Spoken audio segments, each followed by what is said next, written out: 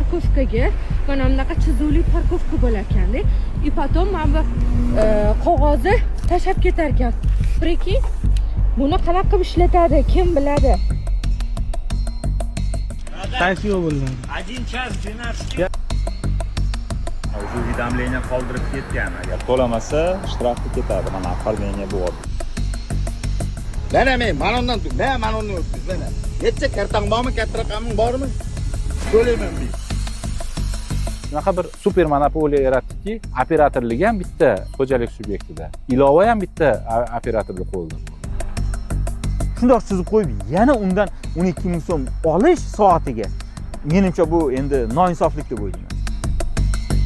Pulli parkovka tizimini yaratish bo'yicha nima xatolik qilish kerak bo'lsa, hamma xatoliklar qilindi-da. Amalda qilinayotgan ishlar tirbandlikni kamaytirish o'rniga tirbandlikni kuchaytirib yuboryapti-da, bilasizmi?